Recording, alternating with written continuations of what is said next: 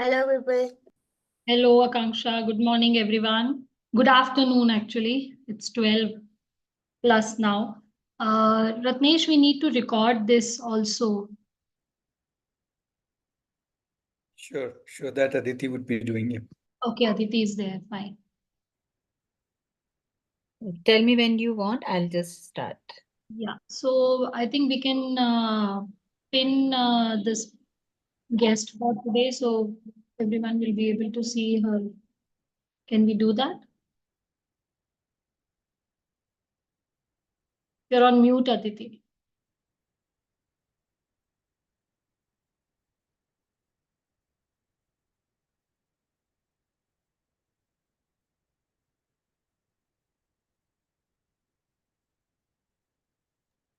Yeah, Ritika, Kanchan is now co-host. Kanchana, sorry. Let me know when you want me to start. I'll start. Okay. So, Kanchana Ganga, you're ready? We'll start. Slowly, people will keep coming. Sure. Yeah, we can start. Okay? Yeah. So, when you're ready, then you tell us. Aditi will record the thing. So, yeah, I'm ready. We can start. okay. So, we have a wonderful, vibrant young guest today with us, Kanchana Ganga. And I'm not going to speak much about her. She will give you all her story and she will share all about her work. So the platform is now completely for you, Kanchana Ganga. So when we are ready, you like. Yeah, just 1 minute. Yeah, just to start with, in the beginning, for Kanchana to know who all are there. Let's have a videos on for some time, and then if required, you can switch it off. Yeah. Yeah. Let her know whom she's speaking. Maybe some aliens are there. Let's have some more videos on. Yeah, over to you, Kanchana. To give an introduction. Okay, I'm Advai, 12 years old. Hi. Okay. So, namaste everybody. It's lovely to see you all, and I'm sure it's going to be more beautiful to interact with you all once I'm done talking about me and my journey. First of all, thank you so much for having me today, the whole Aarohi team, the Ruchika ji. It's really nice to see all the youngsters where you're here to do something else, do what you like, something different. So my name is Kanchana Ganga, and professionally I'm a yoga teacher. But by education, I've done my psychology, and by passion, I'm a motorbiker. So I ride a motorbike. I've been riding since I think last 11 years now, and I've traveled across the country. I've covered most of the states. About 5, 6 is remaining. Major cities in all the states I've covered, and I think my odometer it's done almost about 2 lakh kilometers. I was 9 years old. I was 10 years. I completed my 10th birthday in Portugal, where I went for a yoga competition where I won bronze. And sometimes I keep joking to my mom that if yoga had this much of hype before, I would be like a big celebrity. But yeah, so my yoga journey started when I was 4 years old at home. Before that, I used to watch my mom do. My mom used to do yoga at home, and I used to watch her do yoga, and I would mimic it. And then one time when we had yoga classes in school, my teachers noticed that I'm very good at it. And they told, why don't you join her to our classes? Then she can do really well. So it just started as a hobby, and then how I became a yoga teacher is a very interesting story. My mom had to go to Haridwar for a yoga session. So she would be missing about 15, 20 days of yoga here when my mom is also yoga teacher. But again, she became yoga teacher after that would be like second career in her life. First, she used to have a beauty salon. So I substituted for my mom. I was substituting for her, and once my mom came back, couple of her students asked to give 1 day weekly class of mine. They said she teaches really well, and we want her classes. Until then, I didn't know that I teach so well because I was a student. I was like all of you. I was very young. I was just doing yoga as a hobby. So after I got the feedback that I'm so good that they want me to come and teach them, because the techniques, what I was teaching was something what I was doing myself. So those were the points that maybe clicked or something. So I started teaching like that, and that itself became like a hit. And I got really good yoga opportunities, and I continued. But yeah, I did. My plan was something else, to become a psychologist and all that. But as they say, destiny, they just took me towards the yoga way. And in between this, I have a lot of activities that I do. I do a little bit of gardening. I'm into art. So I love doing mandalas. I love doing the Mysore traditional art. So all of this came in. I read a lot of Bhagavad Gita. I try to, translate it and tell it out in simple words to make videos and put it on YouTube. And since from my last journey, which was in Northeast, so Northeast is one part of our country which is very untouched. It's very unheard. So last year at this time, same Jan end till Feb, I did a whole month's journey solo. So when I went there, I saw the culture is so different, and yet it is so similar, especially Assam. There is a lot of rice over there. All the bamboo things are very similar to what we have. Although it's like miles apart, these similarities are there. And that's where I noticed that, Northeast is one such place which is so different. It is very unique place. And over there, you'll not believe, I met the headhunters. I don't know if you guys have ever read about them. Headhunters are a community in the Nagaland where they used to go and they would have a tribal war, and they would actually chop the other tribe's head and they would bring it. So right now, of course, it's banned and the custom has been stopped.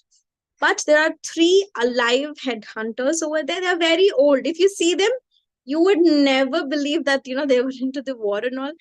Now they have become full old. They have like beautiful wrinkles on their faces. They're all of them are like 80 and above. And then I met the king of that place. So that is the only city or only village in India where it shares a border with Myanmar.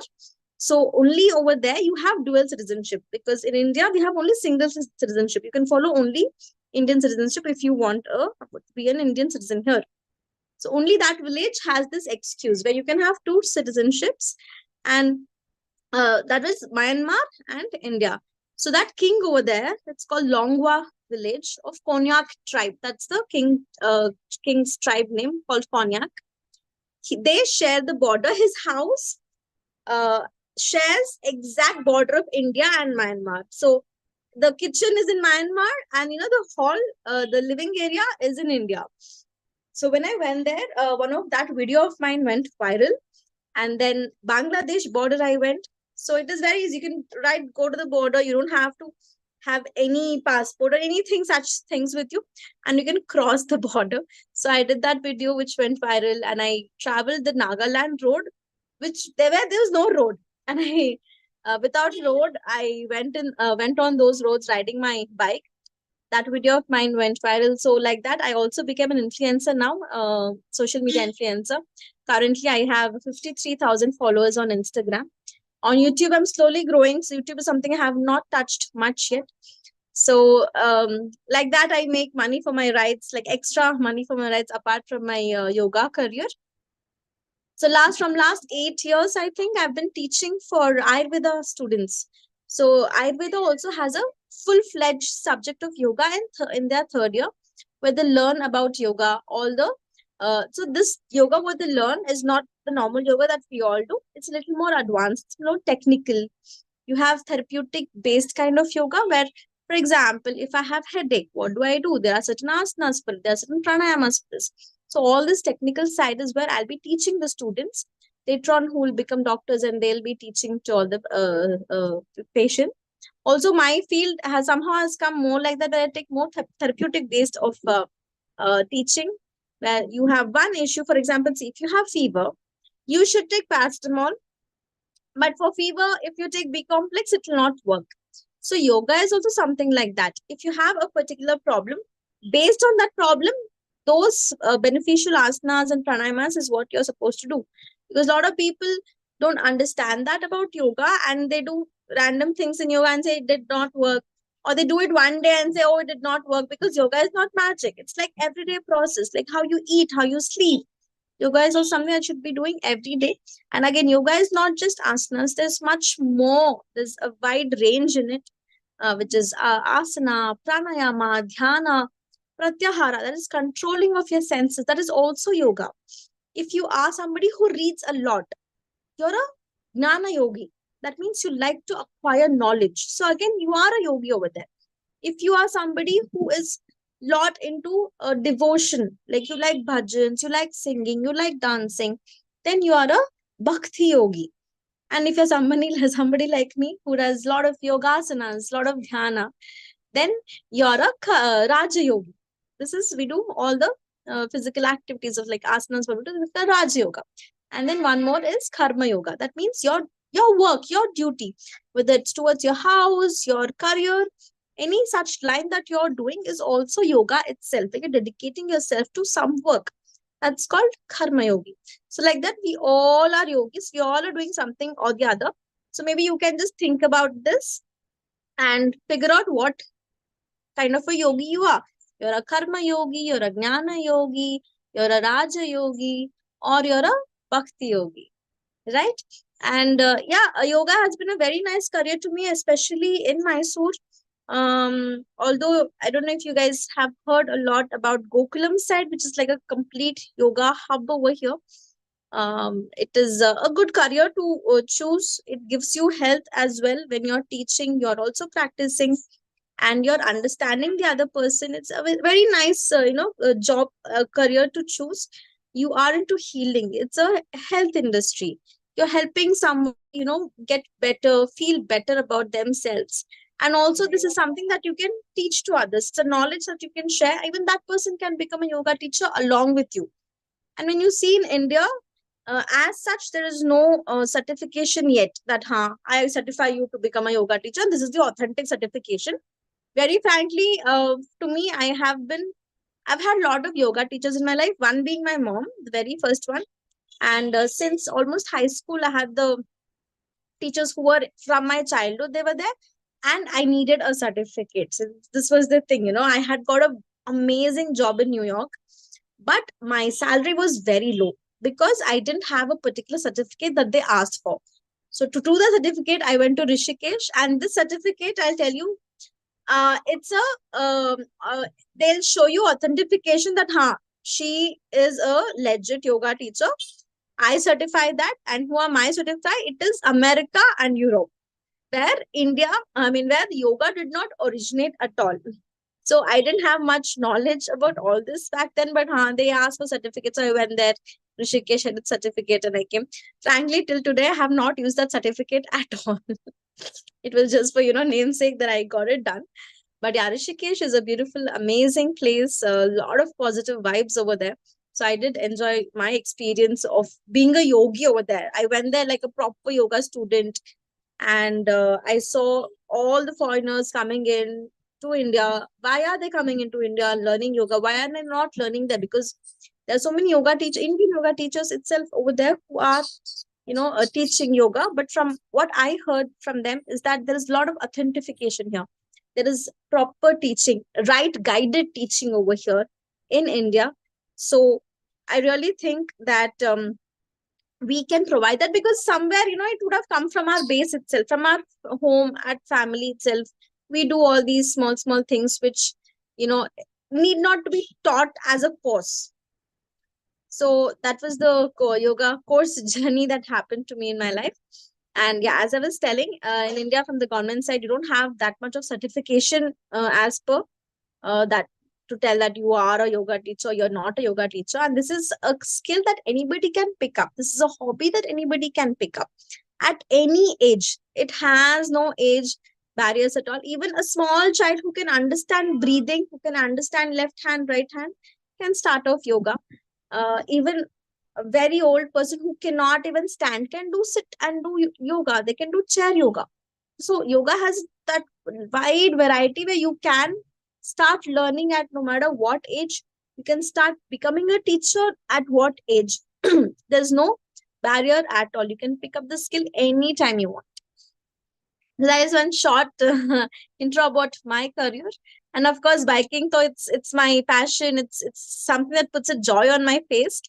Lord, if whenever I say I'm a biker and I'm a yoga teacher, everybody is like, that's so two different things, but actually not, because meditation, what is meditation? You're sitting and you're focusing on one thing. That is meditation. And that's what you do when you're on the bike. You sit and you focus on the road. Whatever is, you don't think about anything else, because if you're distracted on the road, it's a problem. So basically, you are meditating when you're riding. And that brings a beautiful joy on my face. And small story of how I started my biking was very silly thing. I asked a friend of mine to take me to McD to get burger, because back then in Mysore, we did not have McD. So he was like, hey, no, you have your bike. No, in bike, in the gadi, go in your gadi. I had a pep. I'm like, so how I would take all day from Mysore to Chenpatna to go on my pep. So somewhere there, I felt that my self-respect was hurt. And I was like, you know what, if I had my own bike, I would not have asked anybody to take me anywhere. I would have just gone on my own. So that's how it triggered to get my own bike. And yeah, me being a girl, of course, there was a lot of like, no, don't try it. Why do you want a bike? All that happened. But I did a lot of protest at home. But they also at home, there was like, no, beta, not now. All that happened. And then they understood that I really want it. So that is when I started emceeing. So that's another part of my life where I used to anchor. I used to go to events. I used to host events. I used to anchor. Even till today also I do it. But now it's little less compared to how I used to do before. Like for New Year's, Christmas, some award functions are there. So 2-3 events in a year I do now. Before I used to do more often, because I wanted to save that money to buy my own bike. Because at home they told, no bike. We are not getting you a bike. So I was like, okay, you're not getting me a bike. I will go get myself a bike. So that's how I got myself a bike. Yeah, I didn't have the whole money. Whatever I had, I said, Dad, I want to buy a bike. So that's when he said, okay. He saw how truly I wanted a bike of my own. So he chipped in the rest of the money. And that's why this bike, what I have right now, is so dear to me, because a lot of hard work, a lot of love, and a lot of efforts have gone into that bike. And yeah, I don't think so I'll ever sell it, even though I might get a bigger bike, because I really need a bigger bike now, and because I need to travel more further. So yeah, that was the one point where I felt, having your own bike gives you a freedom, independence of going wherever you want, traveling wherever you want, without being dependent on anybody. But yeah, till today, I answer my dad's calls. Whenever he calls, I'm on the ride. I tell him, where am I going? With whom am I? What am I doing? Where am I stopping? I keep them informed, because I know they will get worried a lot. And it's not fair on my part to keep them worried, and I'll be, enjoying somewhere. So they get to know what all I'm doing. And now my parents are on Instagram. So even though I don't tell them where am I, they get to know because of my post. And they'll sometimes comment also. And Dad, when he calls like at the end of the ride, I'm like, Dad, I reached, I saw you were on that road. No, did you enjoy your chai? So we have that bond now, which is very nice. And yeah, right now, of course, I am 30 currently. Me and my parents, we became like friends 10 years ago when all this biking thing started. And but even till today, whenever I say I want to go to Northeast, the first thing that comes is, so far, how will you do? But then once I'm back, they are so proud. They go on telling everybody, oh, Meri beti, she went to Northeast and she has come. So I have taken my mother to Pondicherry on my bike. When I went and I came at my home, and my friends, they did not ask how was I. I was like, how is your mom? Is she all right? How is her back? But yeah, she also enjoyed that ride. And till today, she's like, if I say, Mama, let's go, she's on the bike with the helmet. So me and my mom have that bond, me and Dad. So I started biking because of him. He used to be a biker. He used to have a bike called SD. That now the company is back. Back then it had stopped manufacturing. Back then in his times, he had that bike. So I think from somewhere even that came into me to become a biker. So that's it. So you guys can ask me whatever you want now. You told you are social media influencer, right? I want to get a little more about that story. Yeah. So see, I actually started Instagramming. How it first started, it was just putting some pictures, showing what you're eating, etc., etc. I think it was a journey of 6 years, and that 3 videos I told you, which went viral, is what gave me that platform of more followers. So right now, if you're looking into like social media influencing, you need to get your genre. Like, what are you? What are you showcasing? Because I have two accounts. One is completely yoga I've kept, where I don't mix anything else. One is this biking, and everything else I've kept one. So you need to know what you want to show. Like, you're showing fitness, you're showing cooking, and you can start working on it. Like right now, the reels are of course in trend, and that's how the entire thing is growing. So if you want to showcase food, then you need to make sure that you have a good camera where you're recording it. It doesn't have to be professional, because right now, however you're doing, you do it in a nice manner, it'll be a hit. Or you're doing some funny videos, you stick on to that. That will really help you to grow when you know what your genre is. So once you have grown, you can expand your um, uh, horizon of different areas that you can touch into on Instagram. Okay. So I'm actually a very fond guy of YouTube. I've seen YouTube since I'm a kid, and I like 3D graphic designing. So I want to make a YouTube channel about that and tutorials and all of my animations and all. So do you have any suggestions about how to start off a career in YouTube? Because that's what I want to do. So, see, I really think that again, YouTube is a very tricky thing. See, YouTube right now is only focusing. I mean, not only focusing, but how you can grow on YouTube is by watch time. Which again, Instagram is also changing its algorithm in the same manner. Before it used to be likes, comments, engagement, but right now it's the watch time. So if you're putting a tutorial, you have to keep your audience engaged throughout your tutorial, irrespective of the time. Whether you have a 1 minute video, you have a 10 minutes video, doesn't matter. You have to make sure that you are keeping your audience engaged in the whole time. That is the trick of YouTube, which Okay. also going to be the same for Instagram shortly. Yeah. Okay, And of thanks. course, That helps a lot. consistency is a very big key on YouTube. You have to be very Yeah. consistent on YouTube, and there are short courses which are available, and it keeps changing. That's the thing, they keep changing the algorithm. So short courses are there. Even on Instagram, if you're looking into, there's a course on Instagram called as Born on Instagram, BOI. So they give you a complete thing on how this right now it's working. Because for example, I have 53K following on Instagram. There'll be somebody with 100K, or there'll be somebody with 1K also. So I might share some post of person with 100K, and I might not share the person with 1K. That will not matter. The more share you do, the other person will help you as well. So that is what BOI, the Born on Instagram, Okay. will teach you. Because there was this whole idea of, I'll not follow you if you don't follow me.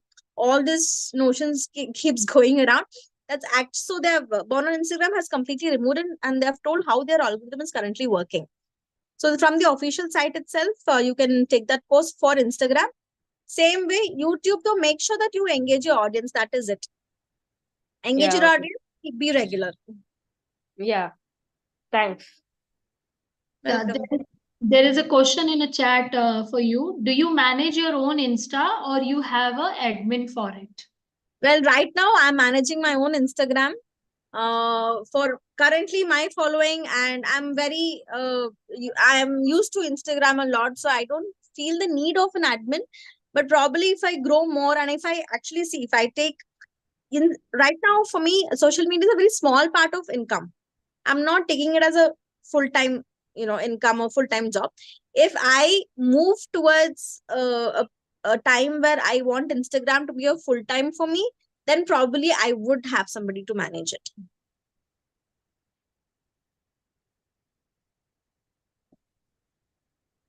Any more questions? Yoga related, biking related? Instagram. So how much far do you go for your biking? How much? You're on mute, Twani. You're on mute. How much far do you go for your bikings? Okay, so the farthest I've gone via road is Mysore to Rajasthan, but the furthest I've gone is Ladakh. I did Ladakh solo. Spiti, I don't know if you guys have heard. You should Google Spiti. It's also a beautiful place. So yeah, via road, it's been Rajasthan. From Mysore to Rajasthan, we all rode. But yeah, that was the longest. The farthest has been Ladakh. So like how much do you really like? How much do you really have? Like 50 kilometers, 100 kilometers, or 2,000 kilometers? So that usually depends on where we are actually traveling to. For example, Rajasthan was our final destination that we had thought. So we gave a break somewhere after somewhere in Vadodara. So that was about 1,000 something kilometers. Just recently, I came back from Kanyakumari, which was 700 kilometers in a day. So while going, we did 700 kilometers in one day. While coming back, we cut it down. We did 400 and 300 like that. Okay.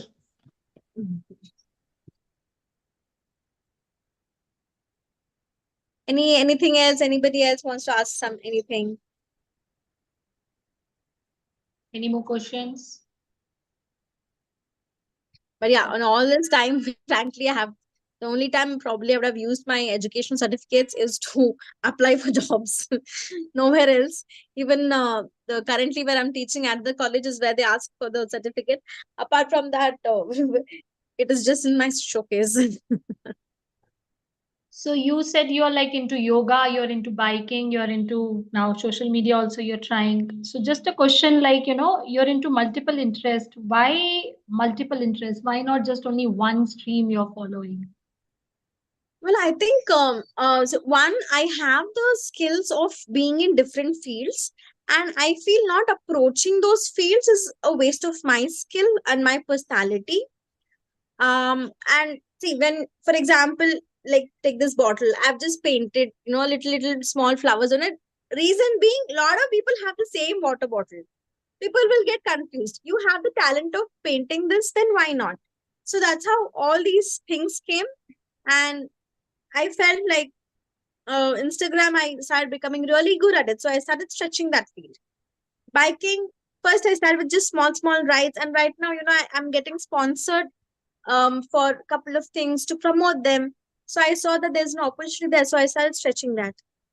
So skills, opportunities, I think that's how I started working with multiple fields.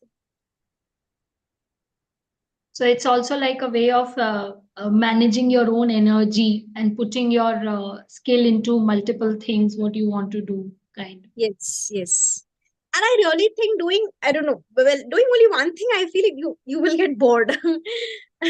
So having all these things will give you a little, that turn in life, that like the extra tadka in your dal. It's like that. Like when I'm away, I don't think about work. When I'm at work, I don't think of traveling.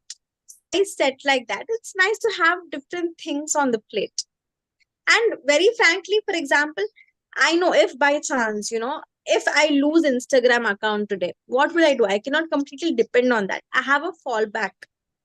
Or if I don't want to do yoga anymore, somehow I just don't feel like teaching yoga anymore, I know that there's something else that I can, fall back to. So I think this is very important also, because if you see these days, especially IT people, they are just quitting, or they say, oh, stress. They don't want to do it anymore. They don't. Okay, if you're quitting today, what are you going to do next? Because your whole life has been set like this, one straight line. What would you do if you quit? So at that moment of time, picking something, I won't say it's not possible, but it's going to be hard. So it's always nice when you have all the options before itself, and you have more skill sets. As Ruchika ji said, it's like having more energies that you're balancing in different areas.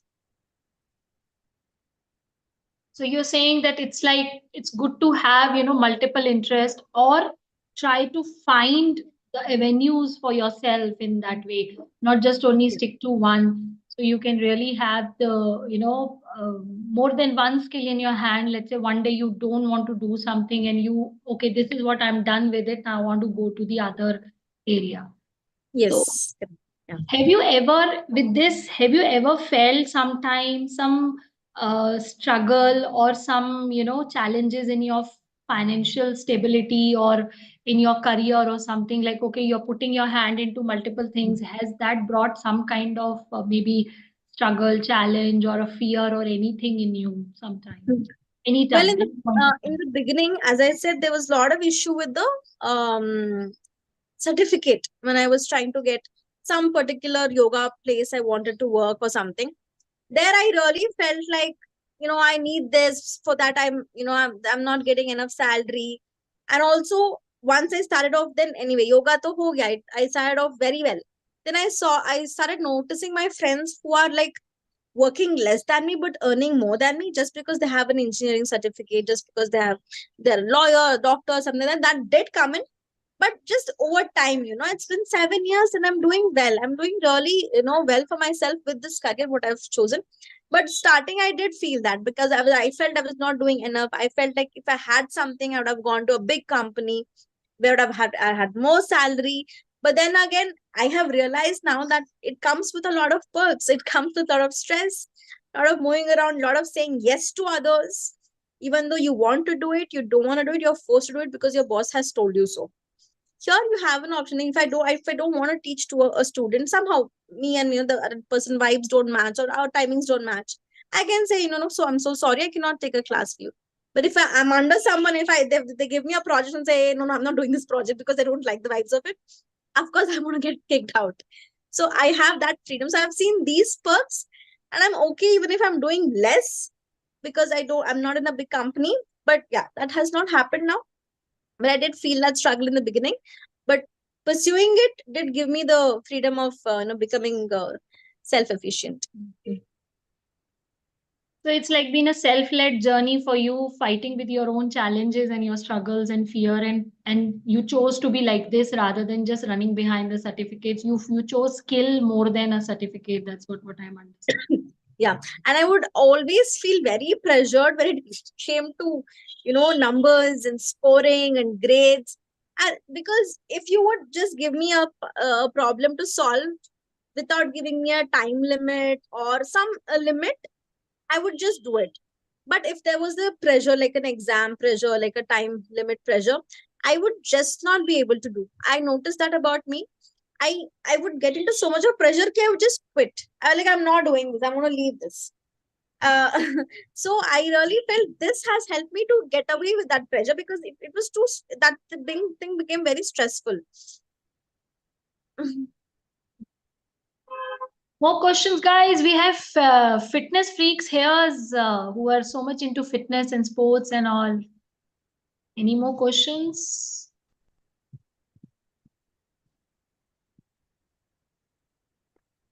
We have social media people. We have fitness interested people here.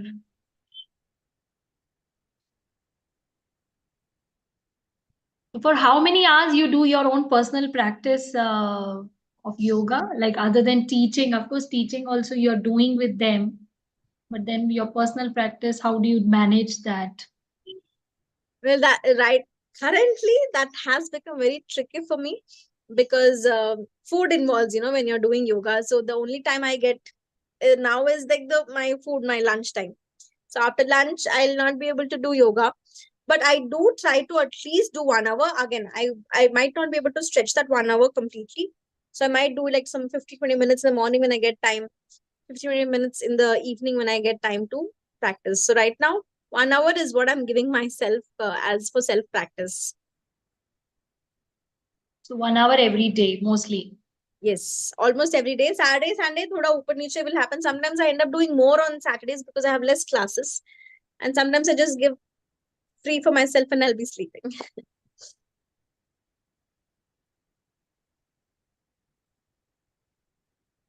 You have some videos or something to share with us? I have a question. Yeah, somebody has a question. Yes. Yeah, so I have a question. There's an echo.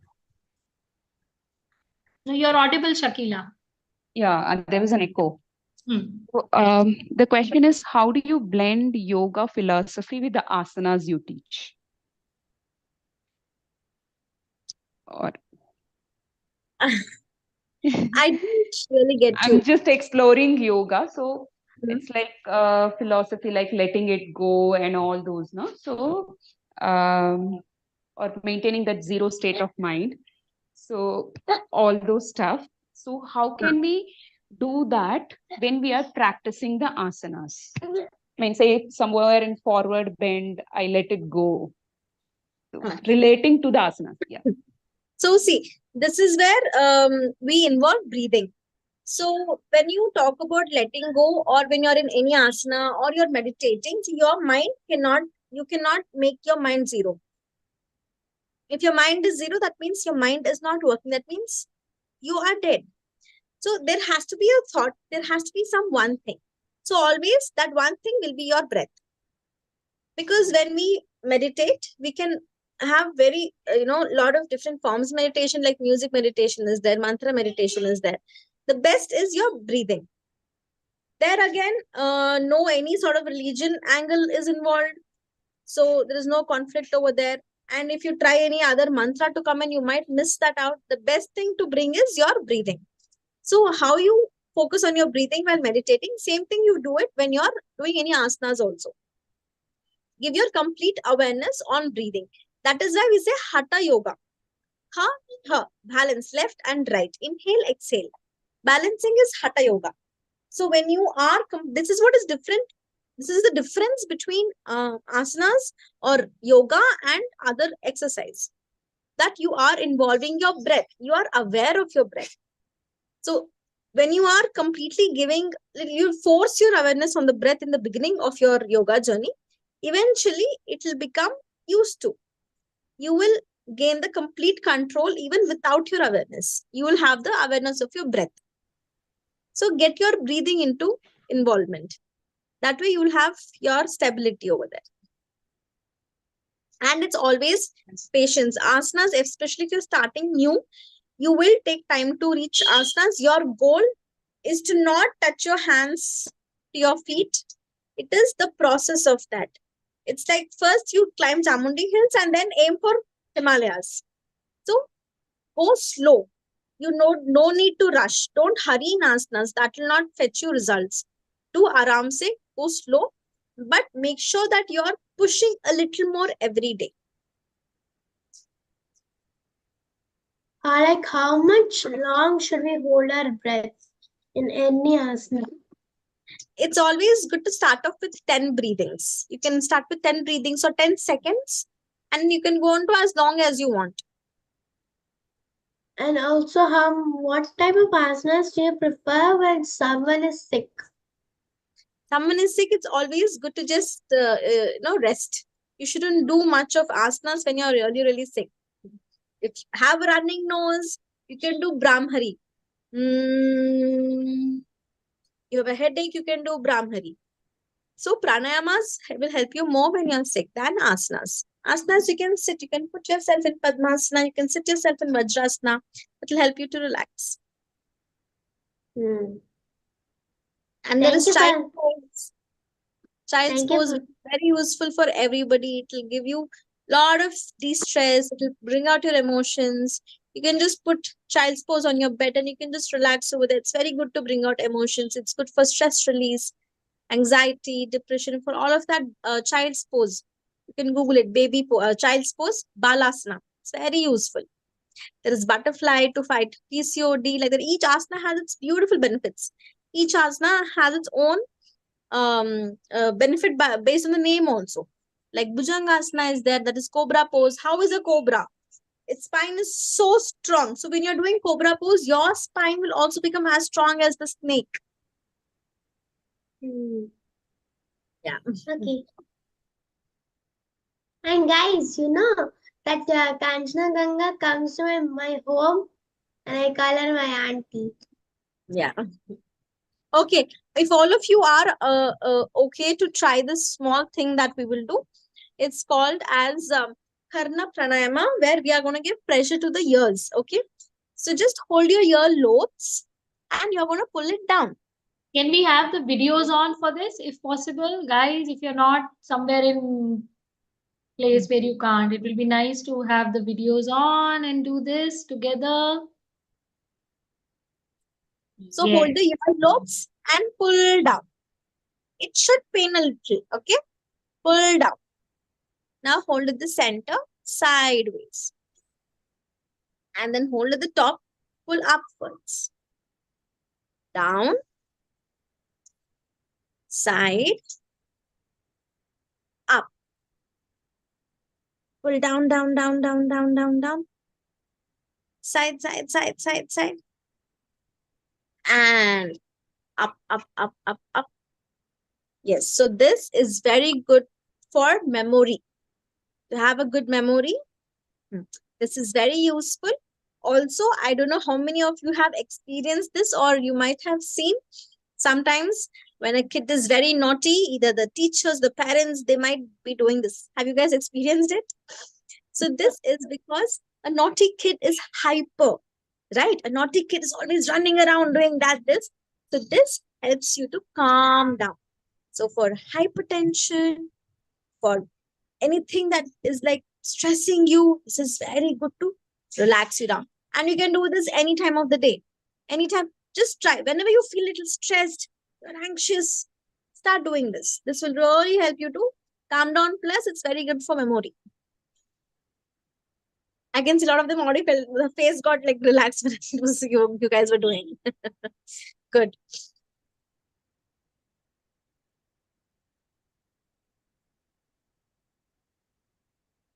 Any more questions?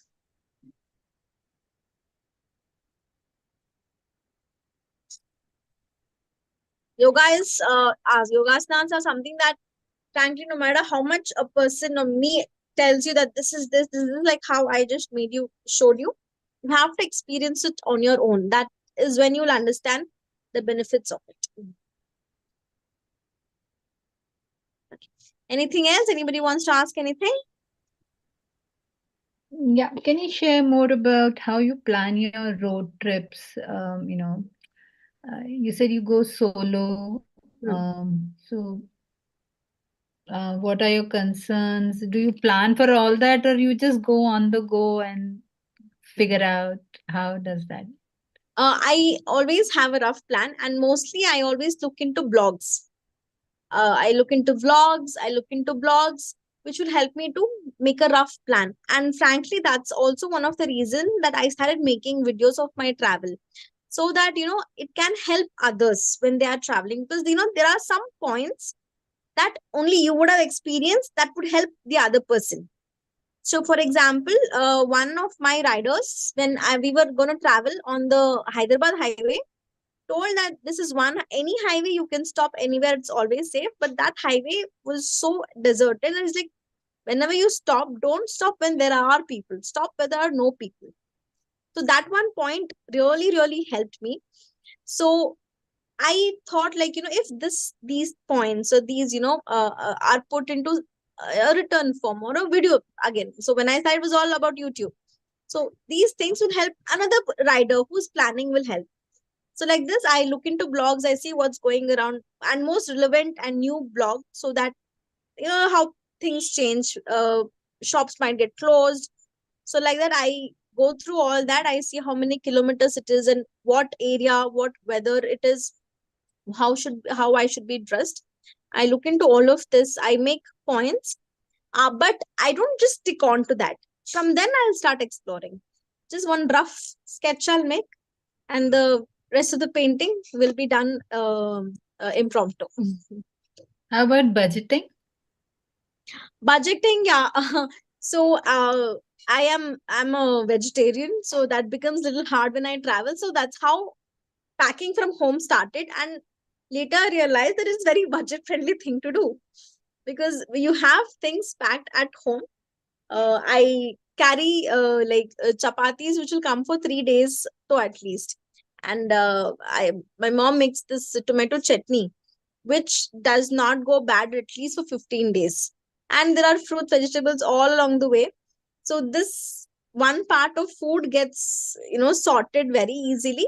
And now you have backpackers, which is a very budget friendly stays.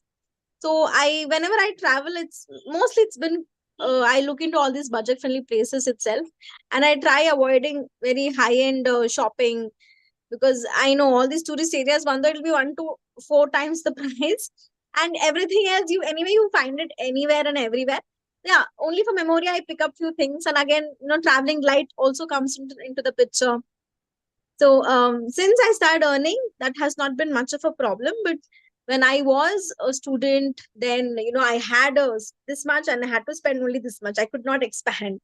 So like this, yeah, you need to like plan the budget as you're traveling. Yeah, I have a question. Yeah.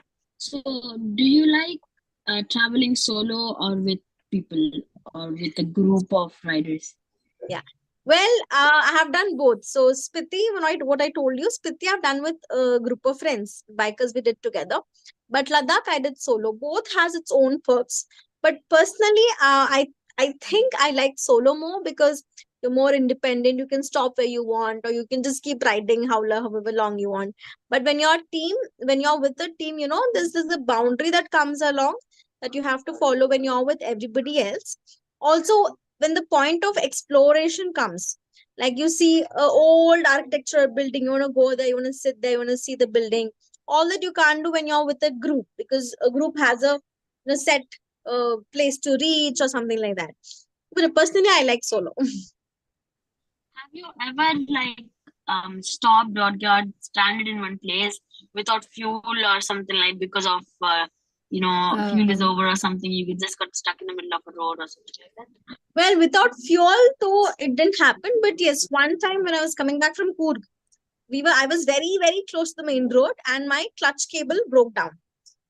I had an extra clutch cable, but I had no tools. But very frankly, I removed YouTube to see how to change your clutch cable.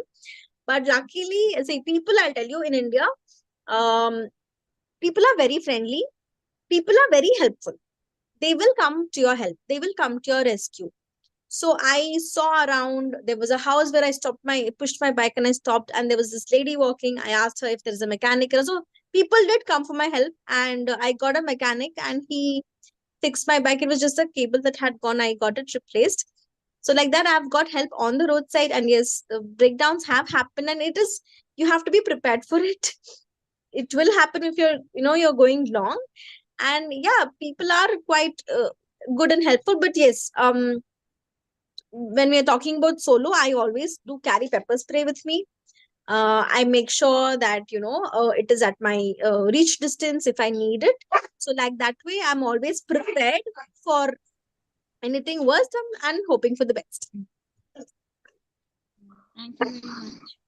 What is that? I maybe missed the conversation. Sorry, I don't know.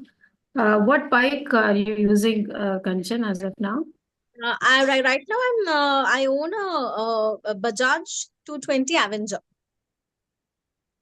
Okay. So do you feel that it's comfortable enough for you to carry the things that what you're saying for your package, your food, for everything? Do you think that there will be the luggage load and maybe the how the terrain will be, all these things, do you change the things accordingly, or how do you manage it? Yeah. So when okay, I'll just show you one picture.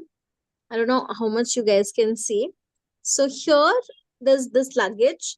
So there's something called as saddlebags that we get on the bike. So two sides, you put those bags, and then you can mount your backpack on it. So you have 3 spaces for luggage, which is almost about 50 liters. So that right now has been good enough for my long rides. For short rides, just that one saddlebag is good enough. So right now you have a lot of equipments that has come up. So again, it's another career, you guys can explore. Accessories for motorbikes, which has become very popular, and it's a very new thing. It's a new thing. There is tank bag available, and right now something called debris is boxes that you get. I don't know if you guys have seen it. Big boxes you get, which can be attached to the bike, and you can keep the luggage in it, and you can lock it also. So For example, if you are on the way, as I told you, if you see something, you have to stop your bike there and you have to go. What about your luggage? There's always a fear that somebody might take something. So when you have those boxes, you can lock it and have no fear regarding that. But yeah, again, for me, India has been safe, where nobody has stolen anything from my bike. So what is your next target of biking? Where do you want to go? Well, my next plan is to take my mom on the bike to Ayodhya. That is my next. Okay. That is what, yeah, I've been planning. And my mom is very excited. She's the one who asked me, like, take me to Ayodhya, and that is one stretch I have not yet done. So that is one thing I want to go, and the other one is cross country. I want to do border on the bike. That is one thing that is there from a long time, but this is one thing that also it's going to be very expensive. That is how social media is coming to my rescue, because you get very good sponsorships when you are doing such big rides, and if it's for a cause, so there's a lot of promotion that you're giving for the person whoever is sponsoring you. That will, because for example, you're crossing Thailand, then supposed to be 110% tax of your bike. So if, for example, my bike is 1 lakh rupees, so 110% I'm supposed to pay just tax for that. That's like another 1.1 lakh I have to pay just for the bike to enter the bike to the country. So it's an expensive affair when you're doing cross country. Social media hopefully will be there for rescue. Can you tell us a little bit about the sponsorship you just said? What do you mean by sponsorship? So, for example, Motul is one of the oil brands of bikes. So they will sponsor me either the complete usage of the oil time, or again, depending upon how big of a ride it is, they will give me some amount. Let's just say there will be 1 lakh rupees for my 2 months or 3 months ka trip. So in that 3 months ka trip, wherever I am blogging, wherever I'm taking pictures, or wherever I'm changing the motor oil, I'm supposed to show that and endorse them, basically give them promotion that I'm using this product, and tagging them, collabing with them. All these will come into picture, because from my end they are getting publicity, they are getting marketing, and my followers, like, this becomes a genuine following. So I have followers who follow me for my biking. So if I tell them, I use Motul and this is a very good brand, they will believe in it. There's personal touch involved. So rather than buying some other motor oil, they might switch to Motul. Like this, lot of things can be taken. Like, for example, gears. You can get sponsored from gears. Even bike also. There's one girl who did India to Australia. She got the bike sponsored, which was Dominar. So the entire bike, she got it only so that she's promoting, and the other person also gets benefited. In fact, I think 2 or 3 of them have bought Avenger after they saw me riding, and they are also women, and I'm little shorter comparatively. So Avenger has been very comfortable for me, and I've mentioned this point to anybody who has asked about biking and they're short. They say, I'm so short, I can't reach. So I tell them, try this bike. It is helpful. So like that, if I get sponsorship of Avenger, I'll be giving them all these points. So anybody buying will see all these, and they'll opt their option. So this is the sponsorship what you get in the biking, depending upon how long your ride is, what cost the ride is, how expensive your ride will be, and how you are promoting them, how much you promote them. Okay. So there is a question in a chat. Is there any specific fitness you do for biking? Oh, I work on my spine a lot because when you're traveling, trust me, your spine gets the load. It takes a lot of load, irrespective of bike, car, bus. If you're traveling, you need to work on your spine. So there are, asanas like cat and cow, Marjalasana, Bhujangasana, what I told, Havana Muktasana. I make sure, even though, for example, I'm traveling, I don't get much time to, practice much of yogasanas. These are a couple of asanas that I make sure I do it, because these you can do it on the bed also. On the bed also, you can practice all these asanas. That, very frankly, it has helped me to, have a very good fitness of my back, because I've seen all the riders complaining about lower back, because you're riding for such long times, you're in one position, there's a lot of jerk that you're getting. And our boys, they do a lot of off-roading. So even though highway is there, they're not happy with highways. They want to do off-roading. So yeah, I work a lot on my spine. So you also do take care of your food, My food? especially for spine. Yes. So you asked me if I take care of my food, right? Food, or is it my feet? Food. Food. That's what, Shakila? Yeah. Food. Eating habits, I think what she's trying On to. the road, I try to eat less because noons you can get sleepy on the bike. So I always go for fruits when I'm riding in the noons. Or as I said, I would have had a chapati rolled from home, and that's it. And water, though, I always carry with me, and wherever I go, again, I don't like to buy much of plastic water bottles, but any hotels, I just ask them to boil the water and give it to me, and I'll put in a flask. So this is how I do the water and the food. Yeah, food has to be taken into consideration, especially when you're traveling. Sometimes, like, again, me being a vegetarian, I carry some supplements also with me. B complex will be there when I'm riding, especially. The food is, it is also very important to look into. My mom Okay. makes I haven't put unseen this. That is also there. Yeah, I have a question. Yeah. So, where is your native place, or where are you from? I am from Mysore. I was born and I was brought up here, Mysore. Wow, nice. Yeah. Can you share your first travel experience? How did your families supported or responded? Yeah. And added to that, could you kind of tell where was your first journey in your bike? Where the One first with place? solo and one with group. Yeah. Yeah. I think like the very first ride, I would say actually I went to Chamundi Betta with my mom. And this is something I share not very high. I share this very less, that when I was with my mom and I was riding, I saw a couple going together, and I felt like, I don't have this. Since I've come into biking, I think it's going to be just me.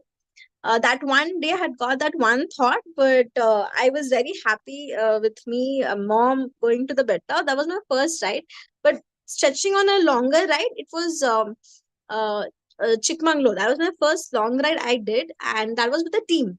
It was a team of bikers, and that's when again this pointer comes in, where the thought of having somebody riding with me went away, because I had the whole group who was very supportive, very good friends, and they're all with you, encouraging you to ride. So that was again, so that took away, the whatever the feeling that I felt looking at the couple riding there, and I was like, oh, I don't have this. That was taken away. Like, for example, you would have had like a small spoon of sugar, and then you end up getting an ice cream. So that that is what happened. Chikmagalur again was a beautiful ride. I didn't know much. I learned a lot with my fellow bikers about the gear. Gears are very important. I always go with helmet. Starting, my dad would not even let me go to the next road without helmet. And now I realize, now I know why he used to, like, be so strict on that. So whenever I go out, I'm fully geared, especially for long rides. We have the whole armor. I have the knee guards. I have boots with me. I have the jacket, which has the shoulder padding, the elbow padding, and the back and all. So I'm fully covered. And yeah, we did spend quite a lot on the gear, and it was, of course, they say jaan bache lakho paye. A lot of them look into the money aspect of buying gears, and they just go for some cheap stuff. But no, it's important to go for the good, comfortable, and reliable stuff for your biking, where you're fully geared, because that is going to save your life. You have a pillion rider now. Yogi is saying, shall I join with you in any of your trip? That's the way I can convince my husband. Even I want to come. Even I want to come. Even I want know to to go. ride bike, so I can join as a rider, not like a pillion. I don't want to be a pillion also. Yeah, I know So, to drive bike. Kanchan, I have a question. Kanchan, what do you use the gears for your bike riding? What are the things that you use, like your particular some jacket or the coolers or the earphones, kind of anything particular you think? So earphones I don't use. You get a helmet Bluetooth. That's more convenient. again, it's on a higher scale for sure, but it is very convenient. It gets fixed to your helmet. And helmet, I use this brand called HJC. But helmet, you have to go for a very good brand because yeah, I've seen my friends fall. I've seen people fall, and I've seen them being saved because of the riding gears, because of good riding gears. My jacket right now, I have one Rhinox, I have one Harley, and before that I had bought a gear which is called as Ride On, which customizes. So since I am short, I had the problem where the knee, if I would buy a pant, riding gear ka pant, my knee guard would come to my shin.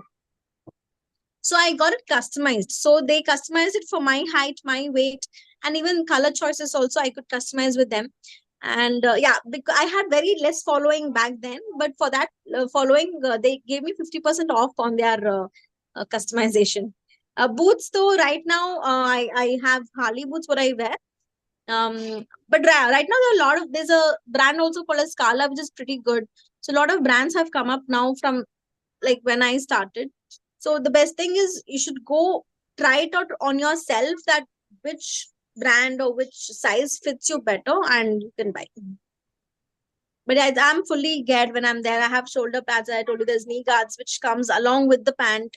Even with the jacket, the shoulder pads are there, the elbow pads are there. You have a back protector also that comes in. So just a question. Okay. You told you have an Bajaj ka bike, but why didn't you opt for a Royal Enfield or a Harley Davidson or something like that? Because I've seen I have a lot of biker, you can say brothers. They are like their gang, and they basically have these bikes. So why didn't you opt for these bikes? See, when I bought, as I told you, it was like, I was emceeing, I was part-timing. So definitely Harley was a dream. Harley was out of my budget. If Harley was in the budget, probably I would have bought that. Royal Enfield I didn't buy because my personal experience, Royal Enfield, it gives a lot of vibration. I don't know how people like it. I don't know how people go for such long rides on a Royal Enfield. It's called a bullet. It does a lot of sound. Has a lot of vibrations. Right now, Himalayan has come up, which is much more smoother and all. So since, like personally, I don't like that kind of vibration. It's like, you stop and your hands are still vibrating when you're on a Royal Enfield. Any other, given other bikes, my height was the major concern. So as I said, I tested the bike. Avenger felt most comfortable for me. So I got Avenger. Very frankly, Spiti, Ladakh and all have very rough terrains. A lot of my friends told, you can't do it in Avenger. Go for, rent a bullet. I'm like, no. If someone has, so I had seen few people doing it on Avenger. So if they have done it, I'll also do it. And that's how it happened. So all in my entire journey has been on Avenger, and ground clearance is very low on Avenger, but yeah, done everything on Avenger. Whatever Bullet has done, my Avenger has done. Yeah, we also have the same thing, Avenger 220. So kindly Okay. consider next time. Yes, we shall. There is a question in chat. What are the apprehensions you had before your first ride, and how you felt after that ride? I think before my first ride, I actually felt it is very easy. This is one thing. I actually felt, oh, no big deal. You sit on a bike and you go. No, but there are a lot of things to take into consideration. But riding gas being one of them, the terrains being one of them, the weather. So all of this was there, which I actually felt it was nothing. So it would be the other way. You feel, oh my God, it is so that. And then once you start doing it, you're like, it was a piece of cake. But I felt the other way. Starting, I really felt it is nothing. There's people who sit on the bike and go, like a fancy thing. But yeah, there are a lot of these things that comes into picture. But yeah, even till today, before going, I do get that, like, oh my God, it's going to be so hard and all that. But now it has become easy. Before I felt it was easy, but it was hard. Now it has changed because of my experience.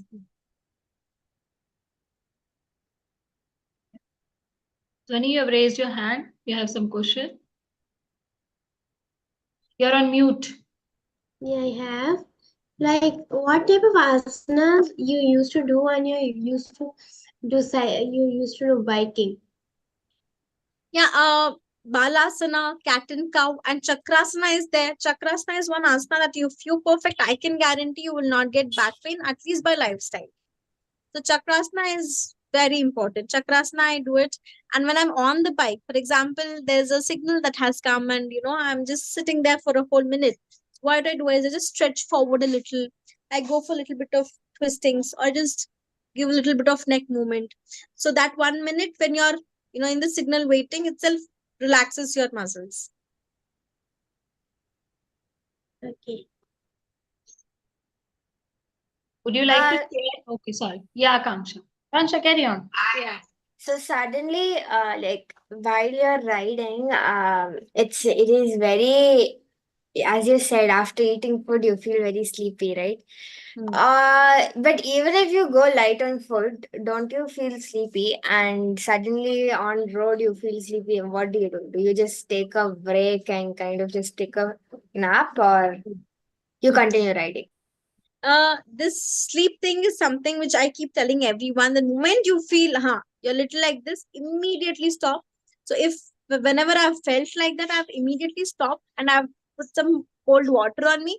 If there is any like chai shop or something restaurant nearby, I've asked them for ice water or ice itself. So when you rub the ice around your face, it wakes up your face. It is very good. So you guys can also try that. Even at home, whenever you're feeling a little sleepy, just go and rub ice around your, eyebrows, your eyes. It really wakes you up. And of course, chai break that is why it is there. You take a bit break. If you're very sleepy, I haven't reached that point where I would just sleep on the road. But yeah, my bikers with me when we are doing the Rajasthan and all, they have come to the point where they have put the bikes beside of the road and they have taken the shade and taken a quick nap. Because again, as I said, Jan Bache Lako Pai, so you take that half an hour of, a cat nap and you're good to go for another couple of hours. So, Kanchana, which is your ride which is very close to your heart? It's a mountain ride or a plain ride? Plains? Well, it would be mountain and that would be Ladakh because Ladakh was not greatly planned. It was very unplanned. It was very unexpected. And being again a solo rider over there, I got a lot of positive feedbacks. Lot of positive encouragement I got when I was there. There was a lady from Punjab, I remember, who had come there with her family in car. She saw me and she held me and she like when the moment she saw I was solo, she actually gave me like a hug and I really felt like a very motherly feeling that that came in and that so like this, a lot of points that I felt in Ladakh, which was that made that ride close.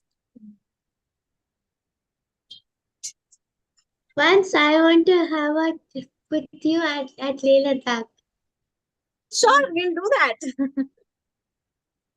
Would you like to share your experience of riding a bike in a sari? You had some campaign you did, and even I think yoga in sari, something you did that campaign. Would you like to share that story? Yeah. So when I first started in my schooling and all, I used to wear these many bangles, this big bindi. And one day they told 2-3 times in school that don't wear, and I did not listen. One day wrote in diary and they sent, and I had to remove all the bangles, and so that made me very sad. But again, because of they made me remove for a very long time, I never wore bangles even at home. Home, so again I could have worn whatever I want, but then I did not. So I think that got triggered at one point of time in my life recently. And I'm like, why are we not doing all this in sari? So I just one day I put on a sari. I tried if I could ride, and I could ride very aram se because I don't know if you guys have observed, or men ride bikes in lungi or panche. So I'm like, how was it any different with a sari? So I put on the sari and I went for a ride, and it was quite successful. successful. So we organized a ride where all women wore sari, all traditional wear. They put on the jewelry and everything, and we did a small ride. So this was just to showcase that you can do, women can do anything that a man can do. but with a sari. So, and that I felt to uphold my culture, where, sari has been in our land since ages, and, getting westernized, we are letting go of all that. And also I did a trek of, sorry, 16 kilometers, or was it, I think it was 26 kilometers in sari with my backpack, my shoes and sari. I did for 26 kilometers in sari. And recently I did yoga in sari. And I've been trying to do dhoti sari, where it is more comfortable to do a lot of yogic stretches. So just getting back to my roots, that was the whole concept. We have been forgetting a lot of our culture, a lot of our tradition. So this was one way where I felt this is taking me back to my roots.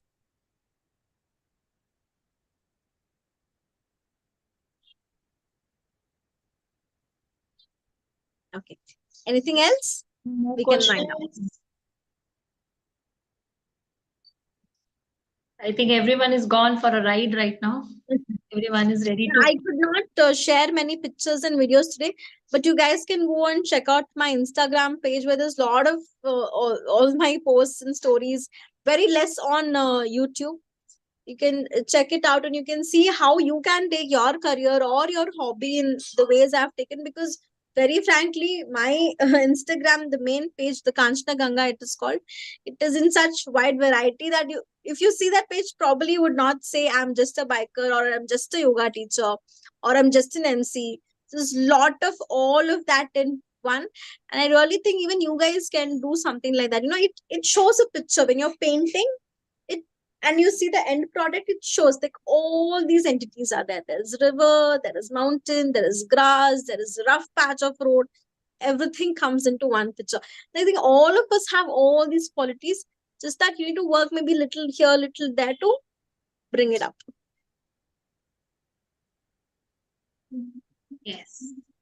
I think thank you so much for a wonderful sharing, and I'm sure everyone must be really, happy listening to your story. We all definitely are. And thank you for being here on our Jatre and being with us for more than 1 hour. It's been interesting to know your biking story. I think everyone, those who have been into biking or want to start biking, will definitely pick up. I'm definitely trying to do it. Yogi is already ready, started wearing her helmet or something, ready to do it. Yeah. So we have a lot of people with so much of sports enthusiasm here in our group. I'm sure something we all are taking back from today's interaction. Thank you once again, Ganga. Thank you to all of you being here. So it's been. Thank you so much for having me. It was really nice. I hope you are taking something back. If not, at least you have gained the knowledge of what things are around. Again, my very dear thanks to Ruchika ji to bring me here. Thank you, Aditi ji, for having me here today. And Aarohi, again, I've heard so much about Aarohi from Ruchika ji. It's a wonderful platform, and it was a needed group where people can just come and share. And yes, thank you so much. Welcome. Thank you so much. Thank you, everyone. Have a good weekend, all of you. Of course, we'll be meeting again and again. So let's have a good weekend together or in our own places. So see you guys.